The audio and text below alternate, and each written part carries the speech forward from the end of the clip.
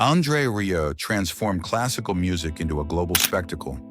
His waltzes filled stadiums, his orchestra dazzled millions, and his empire grew into one of the richest in the music world. From fairy tale castles to a lifestyle steeped in opulence, Rieu seemed untouchable. But what happens when the dream you built begins to unravel the very foundation of your life? Behind the glamour and grace was a hidden struggle, one that would leave his loved ones in tears. How did the man who brought joy to millions end up facing heartbreak at home? André Rieu's legacy is not just measured in gold or applause, but in the cost of the empire that nearly consumed him.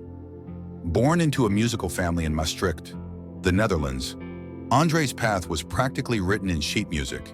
His father was a conductor for the Limburg Symphony Orchestra, and music filled every corner of their modest home. But even as a boy, André knew he wanted more than to simply sit still in a tuxedo, conducting a polite orchestra. He dreamed of energy, of spectacle, of a musical experience that made audiences sing, dance, and cheer. And that's exactly what he would create. In 1987, André took a leap that many called reckless. He founded the Johann Strauss Orchestra, not a typical classical ensemble, but a show-stopping performance machine. Starting with just 12 musicians, he envisioned something far grander. Within a few years, his orchestra ballooned to over 60 players from around the world. They performed everything from Strauss to the Macarena, and people couldn't get enough.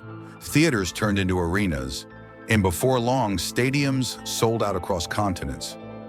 By the early 2000s, André Rieu was outselling music giants like AC/DC and Bruce Springsteen. His concerts grossed millions per night. DVDs flew off shelves, and audiences treated his performances more like rock festivals than classical recitals. But unlike many stars who banked their wealth quietly, André invested his success right back into the spectacle. In 2008, he nearly lost it all. André Rieu spent $30 million on a massive stage replica of Vienna's Schönbrunn Palace, complete with fountains, carriages, and ice rinks. It was stunning, but nearly ruined him financially. What was meant to crown his career almost erased it. Yet through relentless touring, he bounced back, rebuilding his fortune to $40 million by 2023. He wasn't alone. His wife, Marjorie, his partner since 1975, helped design costumes, plan venues, and shape every show. Their son, Pierre, later joined as vice president, turning it into a true family-run empire. Their base of operations, a 1452 castle in Maastricht that André dreamed of owning since childhood. Once decaying, he transformed it into a dazzling home, filled with art, chandeliers, and fairy tale gardens. Despite the wealth and glamour, André remained surprisingly grounded. During the COVID-19 lockdown, when concerts were canceled and millions in revenue disappeared, he didn't retreat to luxury. Instead, he started baking cakes and sharing them with neighbors, showing that beneath the empire was a man who cherished community and simple joys. Still, the empire rested on a fragile foundation: André himself. In 2010, he suffered a severe ear infection, and everything came to a standstill. With tours on pause, his family finally saw just how dependent their fortune was on his health. One illness, one canceled tour, and the entire operation could collapse. It was a wake-up call, but also a sign of just how dedicated André had been, risking everything, even his well-being, to keep the music alive. What few people knew was that concerts weren't the only part of André's financial success. Quietly, he had been investing millions into luxury real estate across Europe. His castle in Maastricht was just the beginning. He had acquired a vast portfolio of historical and high-end properties, expanding his fortune far beyond music. Even his instruments were part of his legend.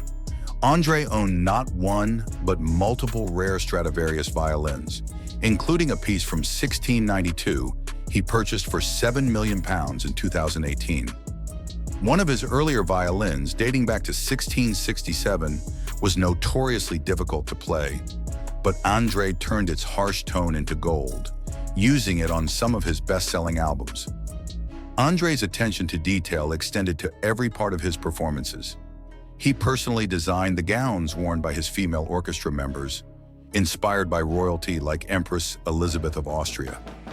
Each dress cost upwards of £3,000.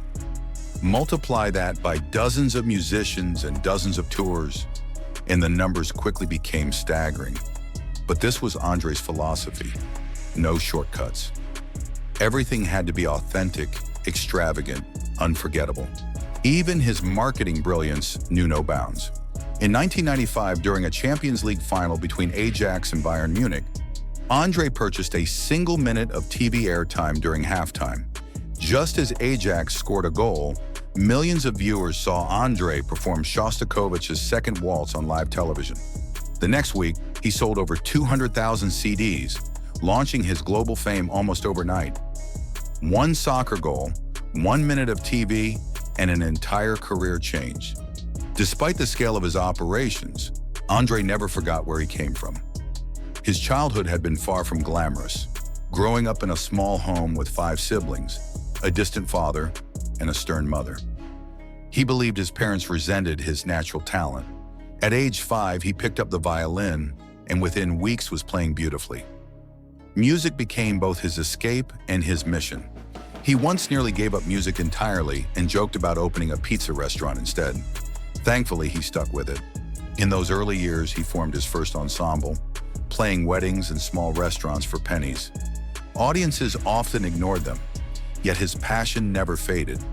When he rebranded in 1987, forming the Johann Strauss Orchestra as we know it, he took inspiration from Strauss himself, a musician who had once run 5 orchestras simultaneously. André would create the largest privately owned orchestra in the world.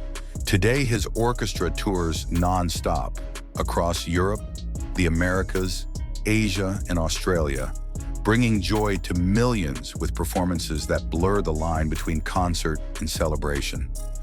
Balloons, fake snow, and real champagne are just part of the experience. Even if André doesn't drink, he insisted the audience get the full royal treatment. Off stage, André remains a man of quirks and warmth.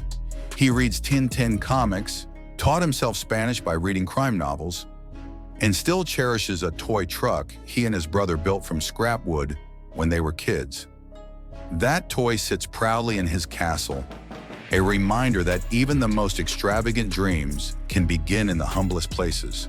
And just when you think André Rieu couldn't dream any bigger, he floated the idea of performing on the moon. Yes, the moon. He even spoke with billionaire Richard Branson about building a hotel on the lunar surface. It sounds like science fiction, but with André Rieu, nothing ever truly seems impossible. From the shadows of a cramped childhood home to the spotlight of the world's grandest stages, André Rieu has redefined what it means to be a classical musician.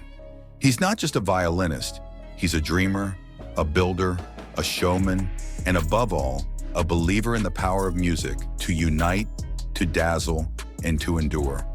If you enjoyed this story, don't forget to like, subscribe, and share for more amazing videos.